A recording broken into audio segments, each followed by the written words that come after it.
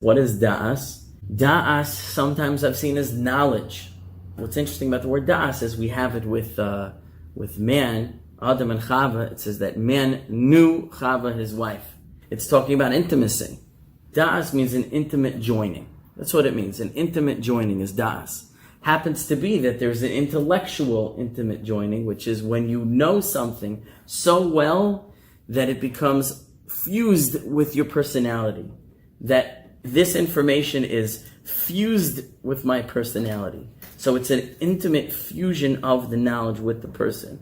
The person and his knowledge become one and inseparable from one another. That is das.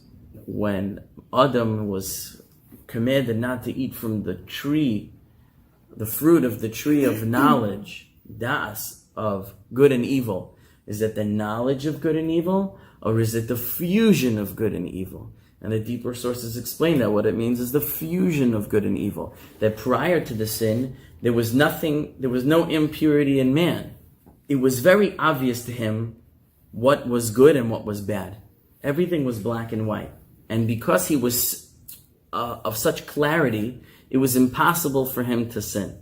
Adam's failure was that he thought that it wasn't fair and it wasn't a true expression of his free will to live at that state. That it's so obvious what's right and wrong that he would never sin. He said, I want to have some temptation so that I can overcome it, and that'll be a true service of God. That'll be a true service to Hashem, because right now it's just too easy.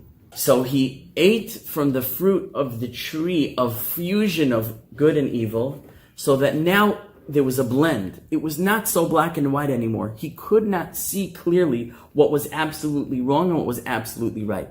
Everything that was good had a little bit something repulsive in it. That even though it was the right thing to do, he had reasons, intellectual reasons, to choose not to do it. I don't want to do it. It's a mitzvah. It doesn't appeal to me.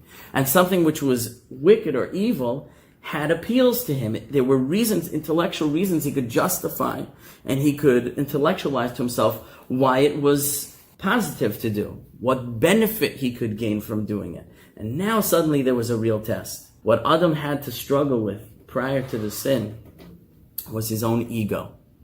Meaning, man was perfect, but obviously he wasn't that perfect because he made a mistake. What was the imperfection of man? The imperfection of man was sentience, self-awareness. We have the capability of what's called meta-thought. What is meta-thought?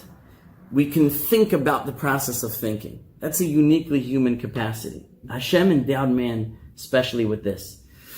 And that was man's greatest strength and also his greatest weakness. The Gemara says that it's a Gemara in Chagig if I'm not mistaken, it says that there were 974 generations that were created and destroyed before Adam. The first initial creation of a man, in a human being, into a world which existed on a level of absolute restrictiveness, Hashem gives him immediately a self-awareness. So you have who's the guy? The famous philosopher, I think therefore I am? Descartes, I think therefore I am. So in Adam's case, it was I think therefore I am not. What do I mean? Adam comes into the world with a self-awareness, and he says, I am. That's the first thought of a sentient being. Your awareness of yourself is the thought, I am. There's just one problem. There is nothing other than Hashem. So in a world that functions under strict justice, as soon as a man steps into the realm of I am, as an I am a separate and unique consciousness, outside and distinct from the one who is all, I cease to exist because I just stepped out of reality. It's a contradiction. There is no I am other than Hashem. So in a world of strict justice, the creation of man, he's self-annihilated in the same moment. So that man comes into the world as an I am. And as soon as he am not.